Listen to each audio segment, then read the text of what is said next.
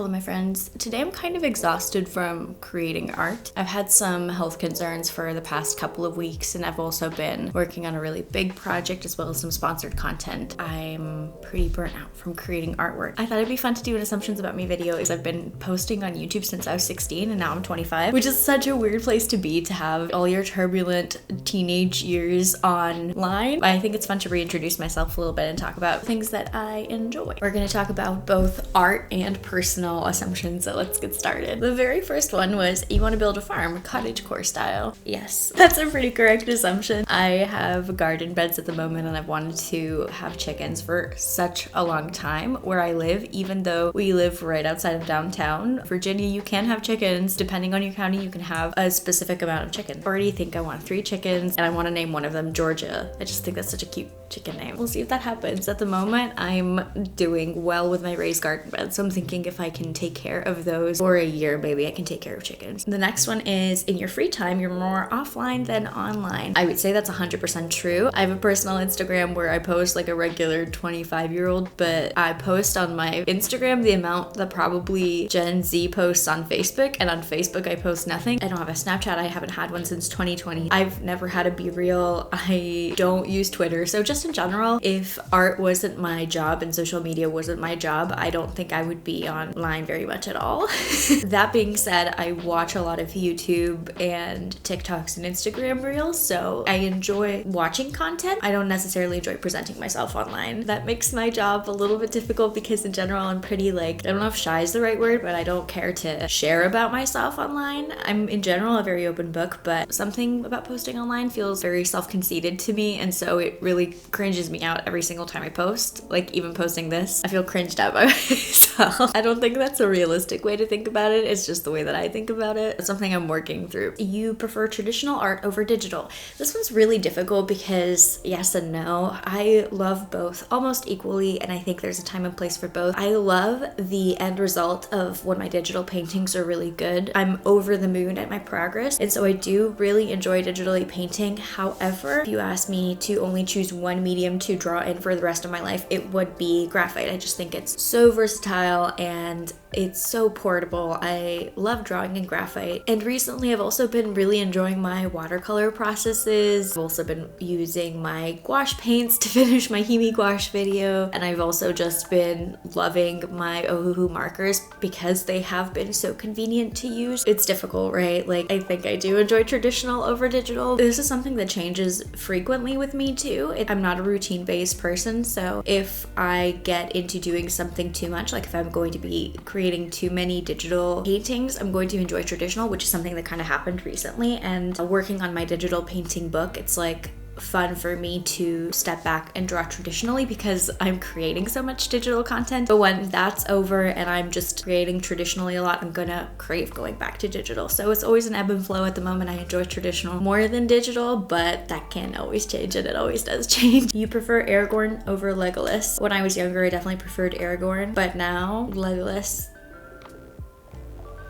can get it. There's 2 Zodiac ones. You're a Libra, and then the second one is you have a lot of Virgo placements. Mel. Both are incorrect assumptions. I am a Scorpio through and through. If I did my rising moon and whatever, I know that I'm Scorpio and something else. I don't really know about all of the Zodiac personalities. I know myself and my husband's and some of my close friends, and so I looked up Libra and I'm not really like a Libra at all. But Virgo, I looked at personalities and I think that's a much more fair assumption of my characteristics and personality. But that being said, I very much am a Scorpio. Every single thing on the Scorpio characteristics, good and bad, I can check off. Some people are interested in what Zach's sign is, and it's Capricorn. So Capricorn and Scorpio, I know it's kind of like an unlikely pairing. It's not necessarily conflicting, but not a common pairing. So I wonder what you think about that. You bake the best cookies ever. I just know it. I think this is so cute. I have to say that's an incorrect assumption. I do bake pretty good cookies, but here's my backstory. I have a lot of friends that cook and bake really well, and Zach and I also really enjoy cooking and baking. In our friend groups, we all kind of cook for each other a lot. We don't eat out very much at all, maybe once a week, if that, maybe once every 2 weeks. We do cook a lot and I enjoy baking. However, I have one friend friend who is tremendous at cookie creation and another friend who's really, really good at it too. So because of both of these friends being elite at cookie making, I have had to step up my cookie game because I can't be the one that's bad at cookies, you know? If we talk objectively, I think I make pretty good cookies, but if we talk about in my friend group, I'm definitely the worst. You can still speak Romanian fluently.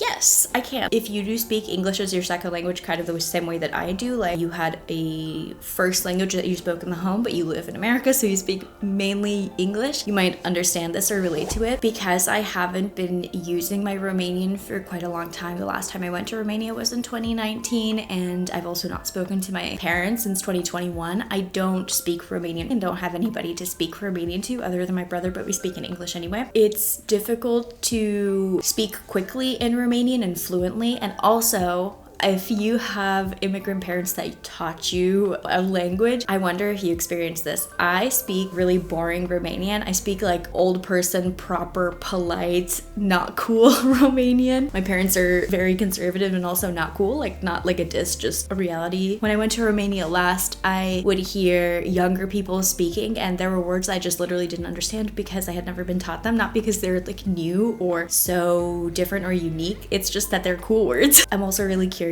about learning Romanian cursing because I know some Romanian curse words, but I curse so much in English where I definitely want to know the fun, creative ways to curse in Romanian because that's definitely such a way to complete your vocabulary, obviously. That being said, I think I use some more complex words in Romanian than maybe some people might use. My parents have a little bit more of a technical vocabulary, so I think I have a better understanding of technical words versus cool words. I need to get on the Duolingo grind because I need to take Zach to Romania. I absolutely love Romania, and it is not lost on me that I have a privilege in having a second citizenship in Romania to maybe utilize. So I don't want to lose my Romanian at all. It's something that I'm very happy to have, very grateful to have, and I think that's something that was really good that my parents did was to speak to me in Romanian growing up. You like sitting down with a warm drink when it rains. These are really cute, but yeah. It's giving Fitless from The Office. If it's a rainy day and I have to work, I will probably have like a hot latte or a hot tea that I make for myself. And if we're talking about at night when it's rainy, honestly, I'm probably just gonna be drinking some wine or a Negroni. Sometimes I drink like a hot tea before bed. In general, I'm a big drinker of all beverages, alcoholic and non-alcoholic. So come to my desk and I will have an array of beverages. Two assumptions that are kind of the same is you are quiet and then that you are very shy but amazing on conversation when you're comfortable. I am pretty quiet when meeting people in real life, and it's something that people probably don't expect of me. I think probably the most unexpected thing about me is that I can communicate very confidently, very well, and be very charismatic when I don't care about somebody. If I have a poor opinion of you, I can be the coolest person ever. But seriously, like I can be so charismatic, so smooth if I don't have high regard for you. As quickly as I do enjoy being around somebody and to think they're cool, I get really uncool. Like I want to make sure that this person likes me and I want to be approachable and sweet and friendly, and I can really make a fool of myself because I enjoy being around this person. I can be really quiet because I don't enjoy being the center of attention or even talking about myself very much with people that I'm not comfortable with. But when it comes to people that I'm close to and comfortable around, I'm a little bit of a goober. I'm so quirky. I'm not like other girls. I'm a goober. I'm so silly. I'm kidding. You know what I mean. You are an introvert. It's so true. I hate it. I am the most introverted of introverts. If you don't know this about me, is I was homeschooled, which some people, thank God, cannot tell that I was homeschooled. I don't think I really have a lot of homeschooled characteristics until you really get to know me, and then you're like, oh my God, she was homeschooled. Because I was alone for so much of especially my teenage life, I would be allowed to hang out with my friends for a couple of hours, maybe every 2 or 3 weeks. I don't really feel the need to socialize with people the way that others feel that need. Like I'll go on TikTok and people are like spending the day by myself and running errands by myself, taking myself out on a date because it's good for me and it's really uncomfortable. I do not relate to that at all. I love being by myself. I could be in a room for 10 hours with no music, no videos, nothing playing to distract me, just me and my thoughts, and I am so comfortable with myself and who I am and what my thoughts are. I love being with my own thoughts, and I more so dislike having to make conversation with people. That's where I start to feel that I don't express myself correctly, and then I get in my head about it, and I'm not great company. So I'm not antisocial and I'm not like poor socially, but That being said, I am in my head a lot when I am social, so I prefer to be alone because then I'm just so calm and so happy to